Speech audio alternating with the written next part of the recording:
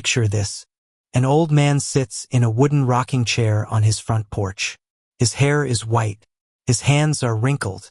In front of him, a cup of tea that's been cold for a while now. He hasn't touched it once. His grandson, a 12-year-old boy, comes running up. "Grandpa, why are you staring off like that?" The old man turns. There's something in his eyes. Not ordinary sadness, not longing, but something heavier than both. Regret. He takes a long, slow breath, then speaks quietly, as if talking to himself 30 years ago. "If only someone had told me sooner, son. Maybe my life wouldn't have ended up like this." His name is Henry, and this is his story. Henry Walker grew up in a working-class family in a small town in Ohio. His father was a construction worker. His mother sold homemade pies at the local farmer's market. But Henry was no ordinary kid. He was sharp, ambitious, always at the top of his class.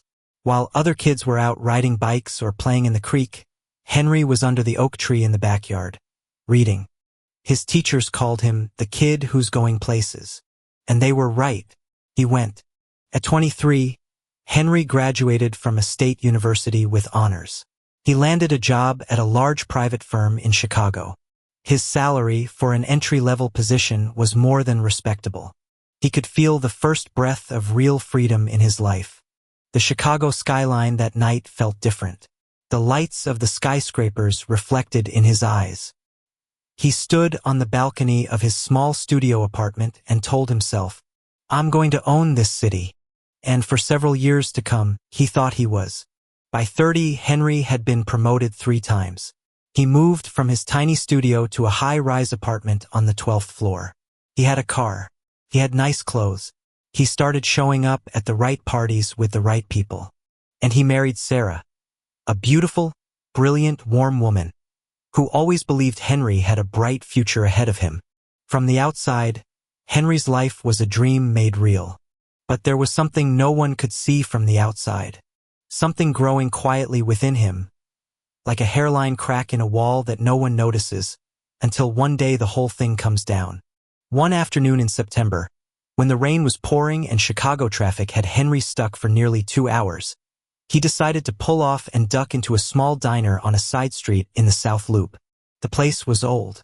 The paint was peeling. The seats were vinyl. But the smell, fresh coffee, pot roast, and cornbread just out of the oven, made his empty stomach surrender immediately. In the corner of the diner sat an old man enjoying a cup of coffee.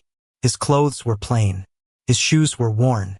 But the way he carried himself, calm and steady, like an old oak tree that had weathered every storm, made Henry, without quite knowing why, choose the table right next to him. The old man watched Henry, who was visibly restless, eyes glued to his phone, sighing over and over. "Big problems?" the old man asked. No small talk, no preamble. Henry looked up. "Excuse me? You look like a man carrying a full truckload on his shoulders."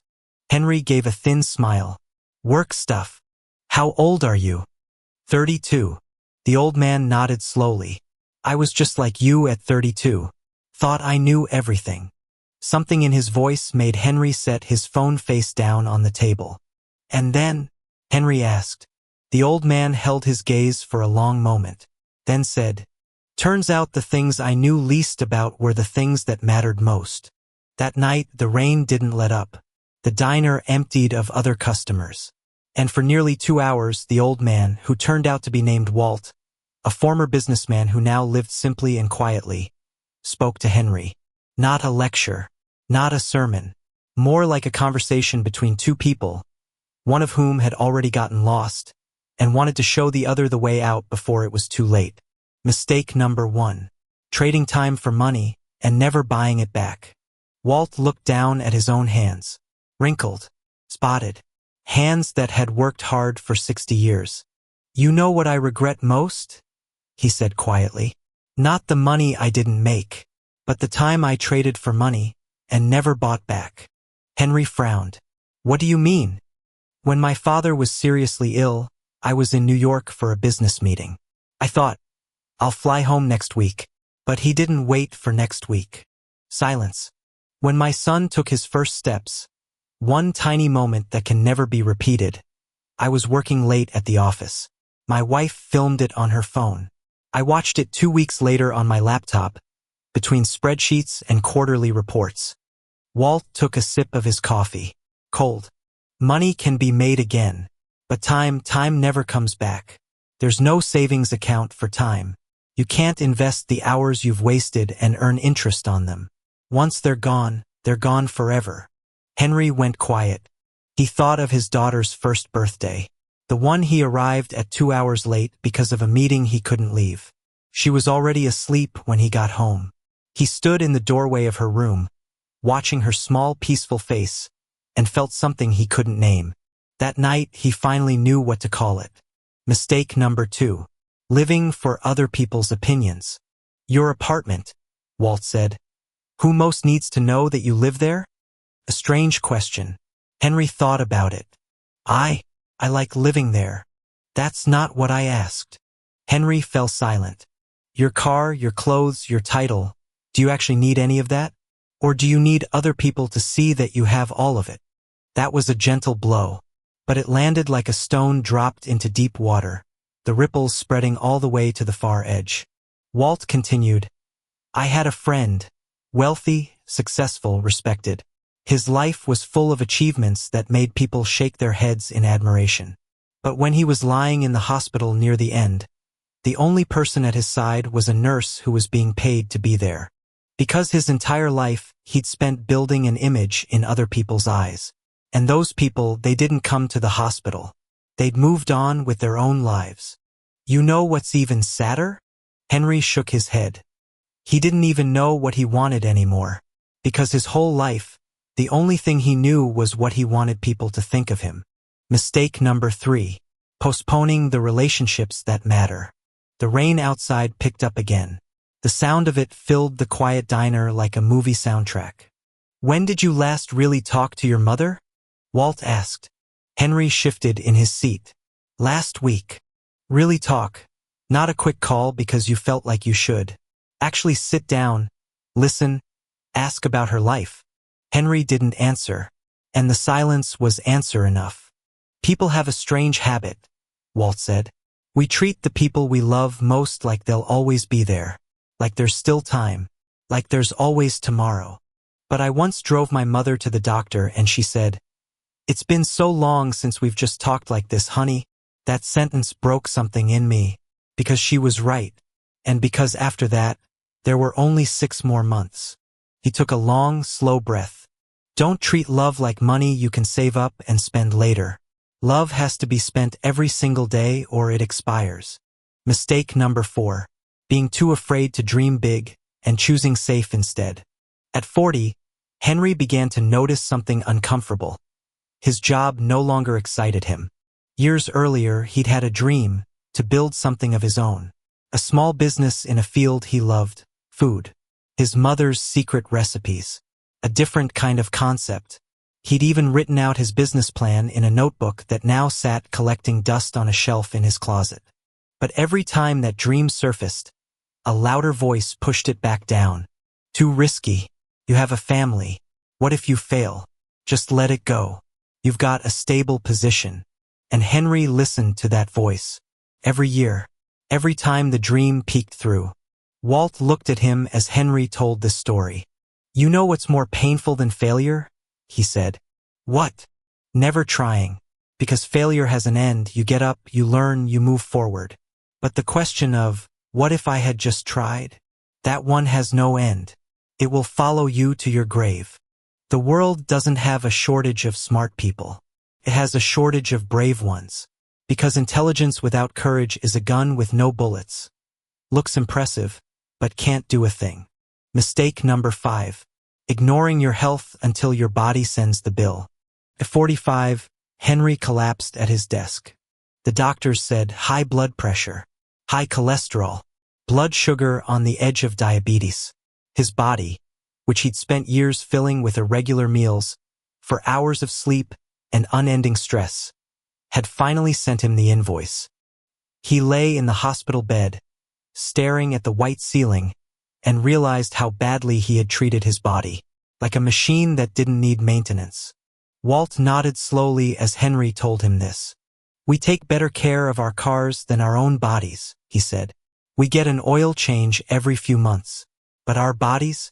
We assume they'll just keep running on their own. And here's the real irony, you work hard for money, so that someday you can enjoy life. But by the time that day comes, your body can't enjoy anything.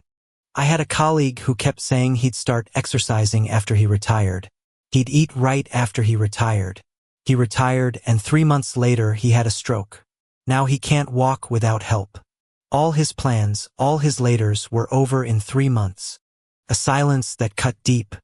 Your body is not an investment you can defer. It is the only vehicle you have to live your life. Take care of it now or pay the price later. And the price, believe me, is far higher. Mistake number 6. Never truly being present. This one was the most painful. This was the one done most often, and noticed least. Have you ever sat down to dinner with your family? Walt said. But your mind was already in tomorrow morning's meeting? Henry nodded slowly. Have you ever taken your kid to the park, but your eyes kept drifting to your phone? Another nod. Have you ever held your wife, but not really felt it, because your head was full of everything else? This time Henry didn't nod. He just looked down at the surface of the table. Something was rising in his throat. Walt continued in a softer voice. Being present isn't about your body. Your body can be anywhere, at the dinner table, at the playground, in bed that night. But if your mind isn't there, you're not really there. And the people who love you, they feel it. They may not say it out loud, but they feel it. Your kids know when you're not really listening. Your wife knows when you're not really there. And little by little, they stop reaching for you. That's not their fault. That's the consequence of a choice you make every single day, to be everywhere and nowhere at the same time. The rain stopped.